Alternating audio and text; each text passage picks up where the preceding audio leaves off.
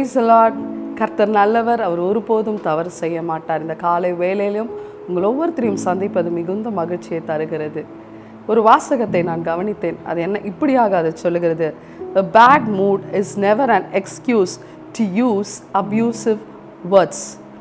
என்னவென்றால், ஒரு பேட் மூடில் நம்ம இருக்கும்போது பார்த்திங்களா, நம்ம வாய் தகாதவைகளை பேசும், தாறுமான காரியங்களை பேச ஆரம்பிச்சிடும், அப்யூஸ் பண்ண ஆரம்பிச்சிடும், தேவையில்லாத ஒரு வார்த்தைகளை சொல்லி ஒரு மனுஷரை குத்த ஆரம்பிச்சிடும். இதெல்லாம் எப்போது நடக்கும் என்றால், நமக்கு ஒரு பேட் மூடு, நமக்கு பிடிக்காத ஒரு காரியம் நடக்கும்பொழுது. ஆனால் அது ஒரு எக்ஸ்கியூஸாக நம்ம எடுத்துகிட்ருக்கோம். என் மூடு சரியில்லை, அதனால் நான் இப்படிப்பட்ட வார்த்தைகளை நான் பேசுகிறேன், அட்ஜஸ்ட் பண்ணிக்கோங்க, அதுக்கப்புறம் என் மூடு சரியானோன்னா நான் நல்லா பேசுவேன்னு சொல்லிட்டு அநேகர் நம்ம இதில் விழுந்து போகிறோம். ஏன்னா வசனம் இப்படியா சொல்லுகிறது. எபேசியர் 4:29 இப்படியா சொல்லுகிறது, கெட்ட வார்த்தை ஒன்றும் உங்கள் வாயிலிருந்து புறப்பட வேண்டாம் என்று கர்த்தர் தெளிவாய் நம்ம இடத்தில் பேசுகிறார். நம்ம மூடு பொறுத்து தான் வார்த்தைகளும் அமைகிறதா இருக்கிறது. நம்ம நல்ல மூடில் இருந்தால் நல்ல வார்த்தைகள் பேசுவோம். ஆனால் நம்ம அந்த மூடு மட்டும் கொஞ்சம் கெட்டு போட்டோமே, அது யார் திரும்ப கெடுக்கிறா? அதே அதிகாரத்தில் பார்த்தீங்களா 27ஆம் வசனம் இப்படியா சொல்லுகிறது, பிசாசுக்கு இடம் கொடாமல் இருங்கள் என்று இப்படியா அந்த வசனம் சொல்லுகிறது. அப்போ பிசாசுக்கு நம்ம இடம் கொடுத்துட்டா தான் இப்படிப்பட்ட கெட்ட வார்த்தைகள் எல்லாம் நம்ம வீட்டிலையும் நமக்குள்ளேயும் வருகிறதா இருக்கிறது. அந்த வார்த்தை இப்படியா சொல்லுகிறது, அதுதான், bad mood is never an excuse to use abusive words. Moods pass, but abusive words wound the soul. Moods எப்போவே அது எப்படி வேணால் மாறி மாறி போகும்.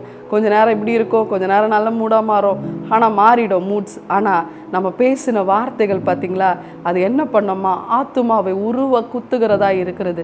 நம்ம பேசின ஒவ்வொரு வார்த்தைகளும் இந்த வேளையில் கேட்டுக்கொண்டிருக்கிற அருமையான சகோதரிகளே சகோதரனே, இந்த நேரத்தில் கொஞ்சம் யோசிச்சு பாருங்கள்.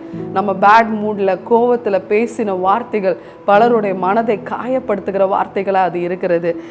நீதிமொழிகள் 4:24 வசனம் இப்படி சொல்லுகிறது, வாயின் தாறுமார்களை உன்னை விட்டு அகற்றி உதடுகளின் மாறுபாட்டை உனக்கு தூரப்படுத்து என்று சொல்லுகிறது. தெளிவாய் பேசுகிறது. வாயின் தாறுமார்களை உன்னை விட்டு அகற்று. இந்த காலை வேளையில் இப்படி விட்டு வார்த்தைகள் உங்களிடத்தில் இருக்குமானால் எல்லாவற்றையும் அகற்றி விடுங்கள். நீதிமொழிகள் 6:2 இப்படியா சொல்லுகிறது, நீ உன் வாய்மொழிகளாய் சிக்குண்டாய், உன் வாயின் வார்த்தைகளாய் பிடிப்பட்டாய் என்று வசனம் சொல்லுகிறது. நம்ம வார்த்தையினால, வாயின் வார்த்தைகளால தான் அநேக நேரம் நம்ம விழுந்து போகிறோம், மாட்டிக்கொள்ளுகிறோம், சிக்கி கொள்ளுகிறோம், இல்லை பிசாசுக்கு இடம் கொடுத்து நம்ம விழுந்து போகிறோம். இந்த காலை வேளையிலும் வசனம் அதே நீதிமொழி இது எப்படி நம்ம மேற்கொள்ளலாம்னு பார்த்தீங்களா, நம்ம ஞானம் விளங்க நம்ம வாய்கள் என்ன பண்ணோமா திறக்கணும். உங்களுக்கு மூடு சரியில்லையா, முக்கியமாக பெண்களுக்கு உங்கள் மூடு சரியில்லையா, தயவு செய்து கொஞ்சம் அமைதியாக இருந்துருங்க. ஒரு சைலண்ட்டான பிளேஸ்க்கு போயிட்டு கொஞ்ச நேரம் யோசித்து நிதானமாக பேச நம்ம ஆரம்பிக்கும் போது கர்த்தர் நமக்கு தயவுள்ள போதகத்தை நம்ம நாவில் அவர் தர வல்லவராக இருக்கிறார். நீதிமொழிகள் 31:26 வசனம் எப்படியா சொல்லுகிறது, தன் வாயை ஞானம் விளங்க திறக்கிறாள், தயவுள்ள போதகம் அவன் நாவின் கீழ் இருக்கும் என்று வசனம் எப்படியா சொல்லுது. யாருக்குன்னா குணசாலியான ஸ்திரீ. கர்த்தர் நம்மளை அப்படிதான் அவர் ஆசைப்படுகிறார். He wants us to be like this.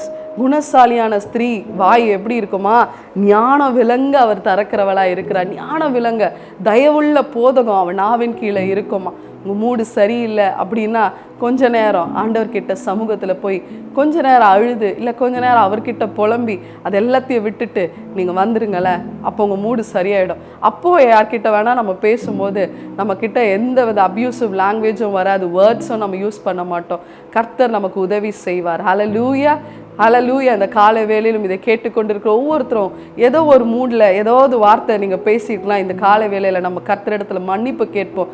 நிறைய பெண்கள் சொல்லுவாங்க, நான் ஏன் தான் உயிரோடு இருக்கிறோன்னா, நான் செத்தா நல்லமா இருக்கும், நான் நல்லதாக இருக்கும்னு சொல்லிட்டு நம்ம எத்தனையோ நேரம் சொல்லியிருக்கோம். ஆனால் கொஞ்சம் நேரம் நம்ம மூட் சரியானோன்னு நம்மளை யாராவது அப்படி கேட்டாங்களா, நம்ம என்ன ஐயோ நான் சாக மாட்டேன் அப்படின்னு நம்ம சொல்லுவோம். இல்லை, அந்த மூடில் நம்ம பேசுகிற வார்த்தை எப்போவுமே நம்ம இந்த நாவில் பேசும்போது இந்த நாவு எப்பொழுதும் நம்ம மூளைக்குள்ளே போய் கனெக்டடாக இருக்கணும். அது என்ன பேசணும், எப்படி பேசணும். அதனால தான் வசனம் அழகாக சொல்லுது, தயவுள்ள போதகம் நாவின் கீழ் இருக்குமா. இந்த காலை வேளையிலும் கர்த்தர் உங்களை ஒவ்வொருத்தருக்கும் உதவி செய்வாராக. நாவை அடக்க நல்ல வார்த்தைகளை பேச, கெட்ட வார்த்தைகளை அகற்றி நல்ல வார்த்தைகளை கர்த்தருடைய சமூகத்தில் பேசுகிறவர்களாய் நம்மளை கர்த்தர் மாற்றுவாராக. கர்த்தர் உதவி செய்வார். உங்களால் முடியலன்றீங்களா? கர்த்தர் உங்களுக்கு உதவி செய்ய அவர் வல்லவராக இருக்கிறார். ஹல்லேலூயா. கண்களை மூடி ஜெபிக்கலாமா?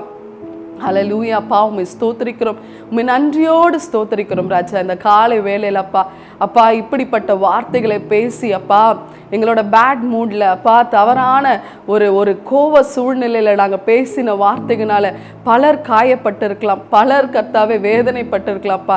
இப்பொழுது அவர்களிடத்தில் நாங்கள் மன்னிப்பு கேட்கிறோம்ப்பா. இல்லை எங்களையே நாங்கள் அப்பா தாழ்வாக நினச்சி தவறாய் பேசி இருக்கிறோம்ப்பா. ஆண்டவரே, அப்யூசிவ் லாங்குவேஜ் எங்களை கொண்டே நாங்கள் திட்டி இருக்கிறோம்ப்பா. இந்த நேரத்தில் கர்த்தாவே எல்லாவற்றையும் மன்னிங்கப்பா. பரிசுத்த ஆவியானவரே எங்களை மன்னிங்க. பரிசுத்த ஆவியானவருக்கு விரோதமாக முத்திரையாக பெற்று அந்த பரிசுத்த ஆவியானவர் துக்கப்படுத்தி இருக்கிறப்பா. இந்த நேரத்தை எங்களை மன்னித்து எங்கள் நாவை கண்ட்ரோல் பண்ண எங்களுக்கு கிருபைகளை கொடுங்க, ஞானத்தை கொடுங்கப்பா. இதை கேட்டுக்கொண்டு இருக்கிற ஒவ்வொருத்தர் சகோதரிகளுக்கும் ஞானமுள்ள போதகத்தை அவர்கள் நாவின் கீழே வைக்கும்படியாக செபிக்கிறோம்.